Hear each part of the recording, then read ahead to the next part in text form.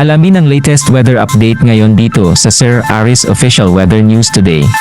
Ng umaga, huling namatan itong sentro ni Bagyong Marce sa layong 500 kilometers kanluran ng Lawag City sa lalawigan ng Ilocos Norte. Nasa labas na ito ng ating Philippine Area of Responsibility. May taglay na lakas ng hangin na malapit sa gitna na umaabot ng 155 kilometers per hour at pagbugso na umaabot ng 190 kilometers per hour. Patuloy yung paggalaw nito west-northwestward sa bilis sa 20 kilometers per hour papalayo sa ating bansa. At sa ngayon, wala na itong direktang epekto sa anumang bahagi ng ating kapuluan, ngunit patuloy nating minomonitor itong panibagong sama ng panahon sa loob ng ating PAR. So itong low pressure area na ito pumasok ng ating Philippine Area of Responsibility kaninang alas 2 ng madaling araw. Yung latest location naman natin as of 3 a.m. today ay nasa layong 1,150 kilometers silangan ng southeastern Luzon.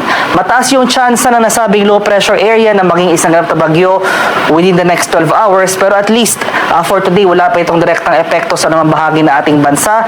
Kaya for Metro Manila and most of the country, magpapatuloy pa rin itong maaliwalas sa panahon. Generally, fair weather conditions, nangangahulugan pa rin na may posibilidad pa rin tayo ng mga pag-ulan na dulot ng thunderstorms, especially sa hapon hanggang sa gabi. At may isa pang low pressure area tayo monitor sa labas naman ng ating Philippine Area of Responsibility. Latest location nito ay nasa layong 2,870 kilometers silangan ng northeastern Mindanao. Medium yung chance na nasabing bagyo, medium yung chance na nasabing low pressure area na maging isang ganap na bagyo sa mga susunod na araw. So low chance for the next 24 hours, pero tumataas yung posibilidad ng tropical cyclone development in the coming days. At ito yung magiging lagay na ating panahon ngayong araw dito sa Luzon. So Metro Manila and most of Luzon magpapatuloy itong bahagyang maulap hanggang sa maulap na papawirin.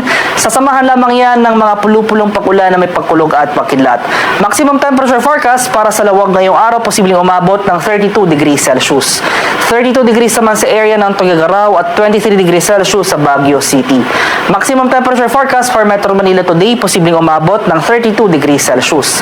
32 degrees naman sa area ng Legazpi at 30 degrees Celsius sa bahagi ng Tagaytay. Sa areas ng Palawan, Visayas at sa Mindanao, asan rin natin itong generally fair weather. Maghanda pa rin tayo sa mga posibilidad ng pag-ulan na dulot ng thunderstorms pagsapit ng hapon hanggang sa gabi. Maximum temperature forecast para sa Calayan Islands at Puerto Princesa ngayong araw, posibleng umabot ng 32 degrees Celsius. 32 degrees naman dito sa area ng Iloilo at 32 degrees Celsius sa bahagi ng Cebu at Tacloban. Maximum temperature forecast para sa Cagayan de Oro ngayong araw, posibleng umabot ng 32 degrees Celsius.